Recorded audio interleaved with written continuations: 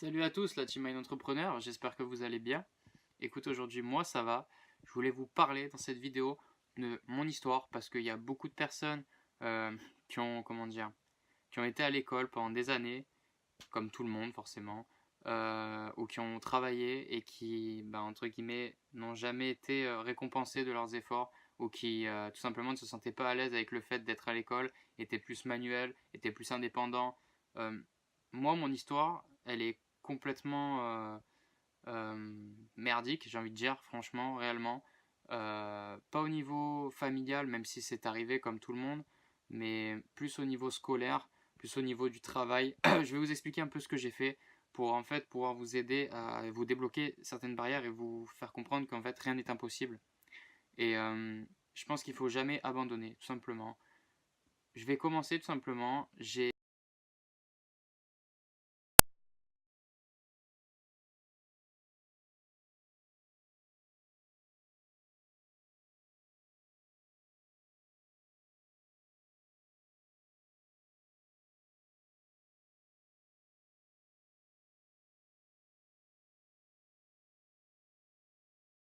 jour d'aujourd'hui et que c'est pas parce que vous êtes mauvais à l'école, pour les jeunes peut-être qui me suivent sur ma chaîne YouTube, c'est pas parce que vous êtes nul à l'école ou que les profs vous disent que vous allez rien faire de votre vie, que vous allez faire un CAP, que c'est vrai.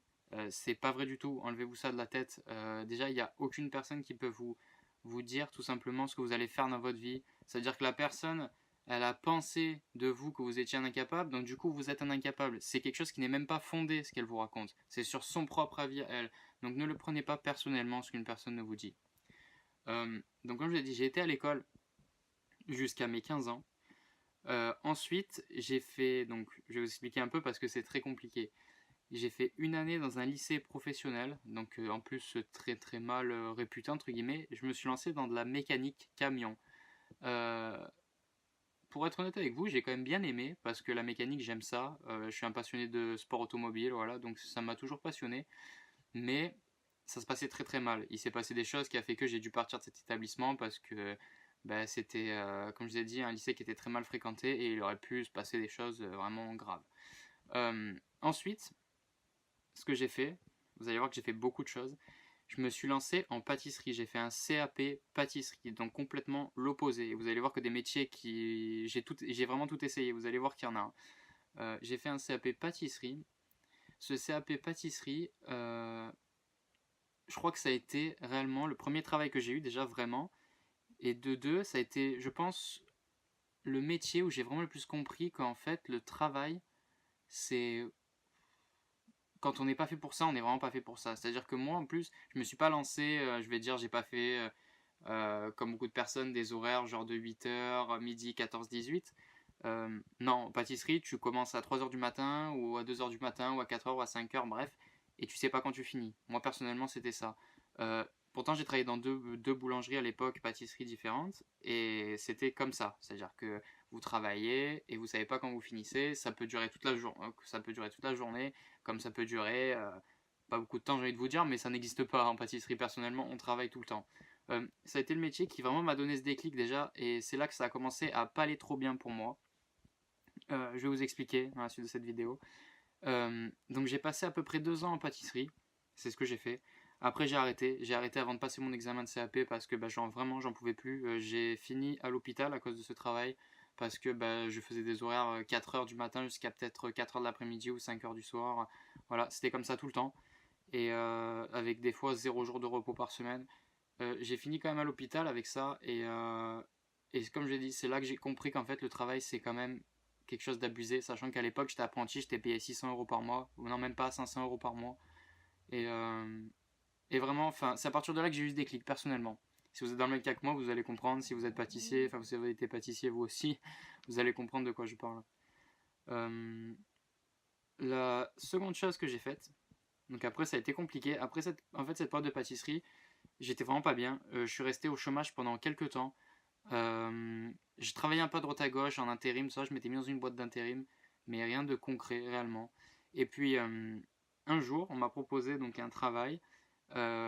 J'étais plutôt content parce qu'en fait à l'époque je ne connaissais pas tout ce qui était développement personnel tout simplement. Et, euh, et en fait ce travail, il était plutôt bien payé.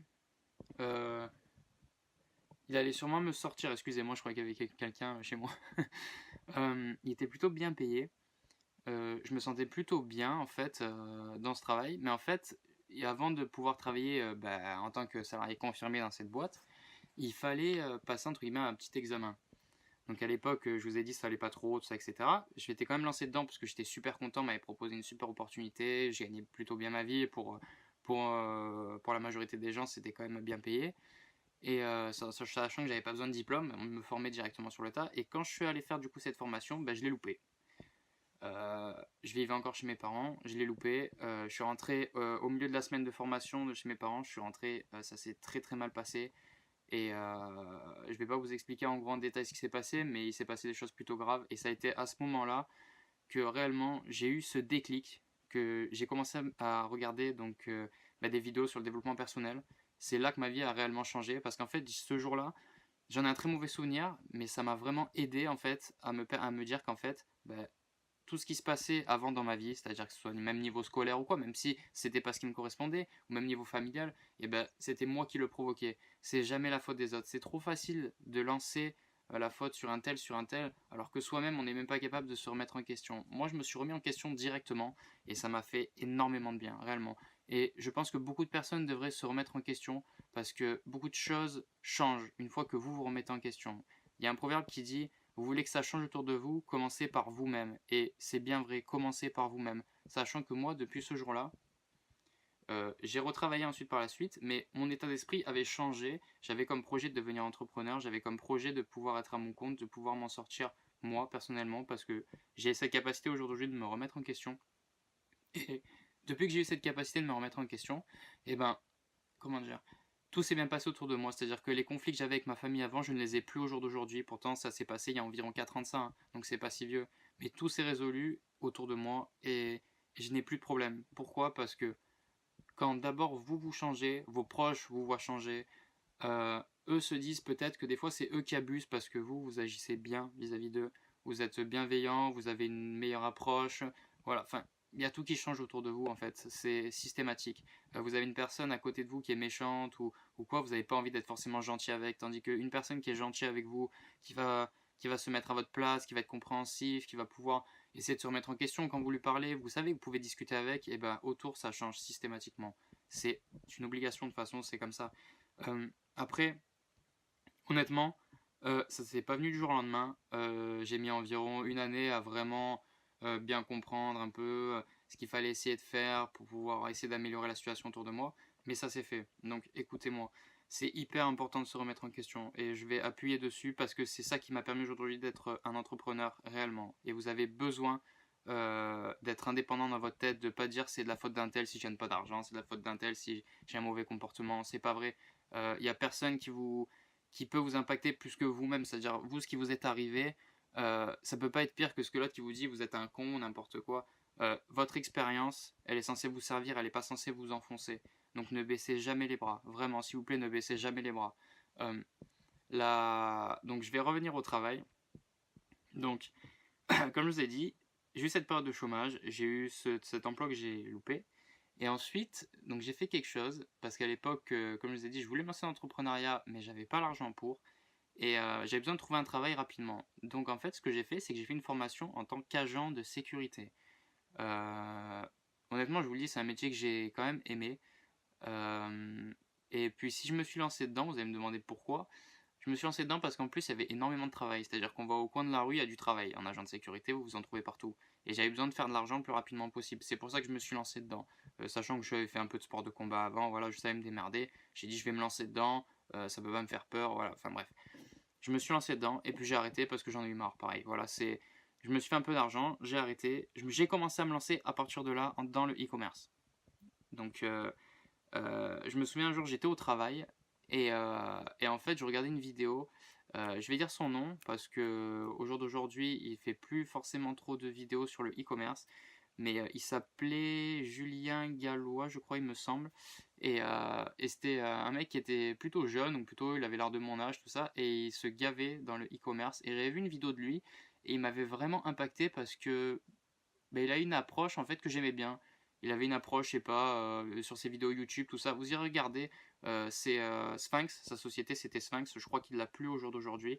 Et il m'avait vraiment impacté parce que il a une façon de parler, enfin il avait une façon de parler, maintenant ça a changé, j'ai plus trop regardé ses vidéos. Mais vraiment ça m'avait, je sais pas, ça m'avait donné ce déclic. Donc du coup je m'étais lancé dans le e-commerce. Et, euh, et en fait à partir de là, j'ai mis longtemps avant de gagner mes premiers revenus vraiment. C'est-à-dire que en fait si vous voulez j'ai arrêté mon emploi, je me suis lancé, ça n'a pas marché, j'ai repris un emploi tout simplement et j'ai retravaillé tout simplement. Voilà. J'ai travaillé pendant 6 mois à partir de là. Et ensuite, c'est à partir de là que j'ai commencé à avoir des résultats. Et ensuite, j'ai quitté mon emploi. Et là, c'est à partir de là que ça fait environ 6 mois là que je suis actuellement entrepreneur et que je gagne ma vie avec le e-commerce.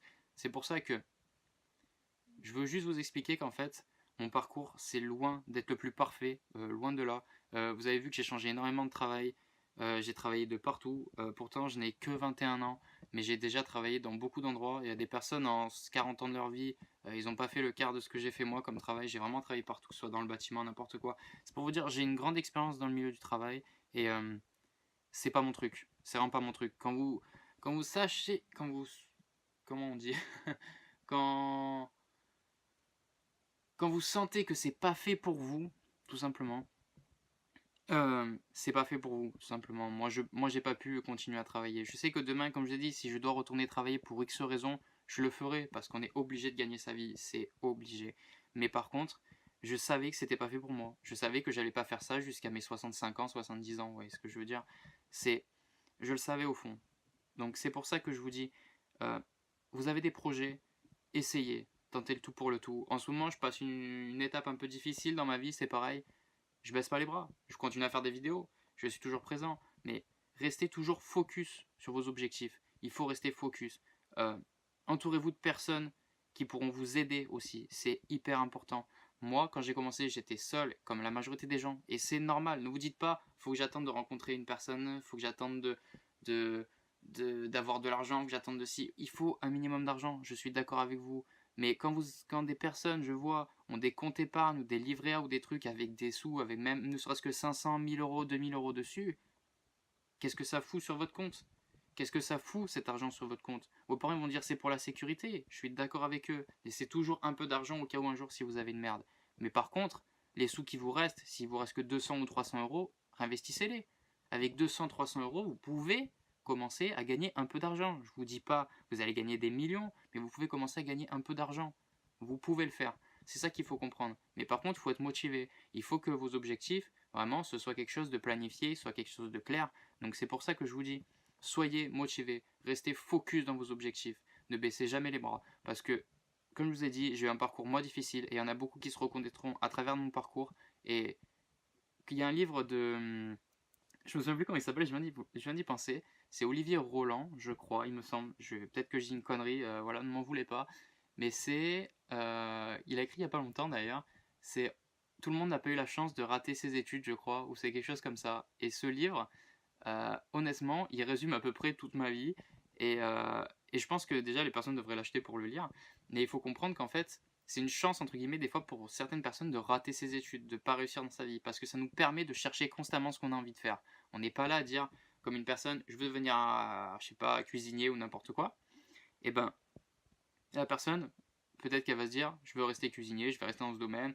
Et voilà, c'est ça, ce sera pas autre chose. Vous voyez ce que je veux dire? C'est voilà, ce qui l'a fait kiffer. Nous, on cherche, on va tout essayer, faut essayer, faut essayer. Moi, c'est ce que j'ai fait. J'ai tout essayé. Et j'ai plein de passion au jour d'aujourd'hui. Et honnêtement, euh, il faut tenter. Voilà, tenter ce que vous avez à faire. Créer votre vie, créer des opportunités. Euh, N'attendez pas que les choses tombent. Ça vient pas comme ça, malheureusement. Ça serait si facile et je pense que tout le monde serait entrepreneur. Euh, Vous êtes à votre compte après, à partir du moment où vous devenez entrepreneur. Et à partir de là, c'est là que la vie change radicalement. Et vous allez voir que vous allez vraiment kiffer votre vie. Vraiment, réellement. Vous allez vous lever le matin sans problème. C'est pas comme un travail où tous les matins vous savez que vous allez faire quelque chose que vous n'allez pas aimer. Vous vous levez pendant quoi, 40 ans de votre vie dans un boulot que vous aimez pas, moi c'est hors de question. Comme je vous ai dit, si demain je dois retourner travailler, je le ferai parce que j'ai pas le choix. Mais ce sera pas toute ma vie. Voilà, c'est tout ce que j'ai à dire. Je vais finir sur ça. Sur ce, je vais vous laisser. Euh, J'espère tout simplement que ce que je vous dis, ça vous impacte, ça vous permet de vous aider.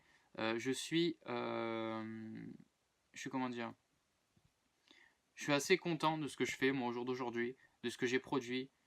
Faites de même, soyez content de ce que vous faites. Ne baissez jamais les bras, en aucun cas, et continuez à avoir une patate d'enfer, réellement, et surtout dans votre business. Voilà. Toute l'énergie que vous avez, mettez-la dans votre business, c'est hyper important. Je vais vous laisser, passez une bonne journée, et puis à la prochaine. Ciao.